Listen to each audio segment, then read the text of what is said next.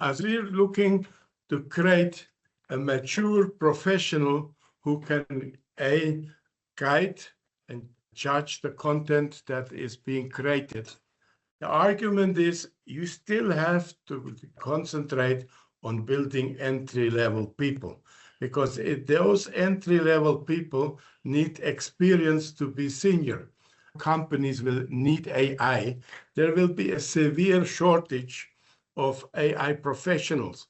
I refer back to Anusha, who said 2 to 3 years to build a professional.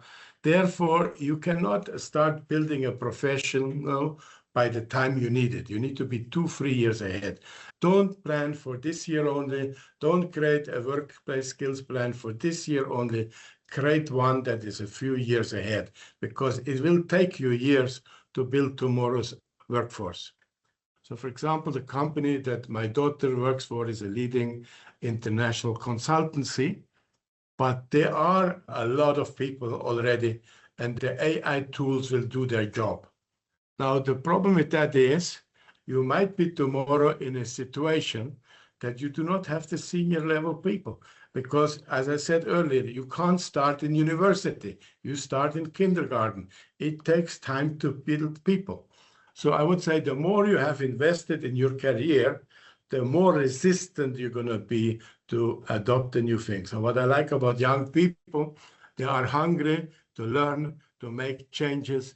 So because AI tools are taking over doesn't mean there will be less work. The question is, where is your organization? Are you building tomorrow's workforce proactively? Or are you waiting for a day that you will have a perfect plan of how AI will be implemented? I will predict to you that plan will not come because even the leaders in the industry don't agree on what comes next. So now times have changed. So the argument is, don't wait. The BPO sector did research about the future of call center workers. And they said the following: if we don't do anything, if we just get on with life, there will be 300,000 jobs left. The call centers jobs will be destroyed. The opposite is also true. When you reskill your workforce, prepare them for tomorrow's customer service world, we can create 500,000 jobs. So the argument here is, it depends on how proactive we are as a nation. You know, we have 2/3 of youth unemployment, so it's called cost cutting, okay? So if we continue to cut costs, so who is going to buy your product tomorrow? So we as businesses need to be proactive. The first guy is called Dario. He's the CEO of Claude. And a while ago, he says, the future is horrible. We're going to have all these retrenched people, these unemployed people. Today he's saying no. And he's saying what I said earlier, when something gets dramatically cheaper or faster, people don't do less, they will do more of it. The next guy is from Stanford University. He's tracking the numbers. He's a Nobel Prize winner in economics. And he is disagreeing with all this doom and gloom scenario to say that people will be all over the street without jobs and there will be social unrest and all of that. And that brings me to the next important thing on what is exactly going to happen. But all three agree on one thing. They agree that it is in our hands.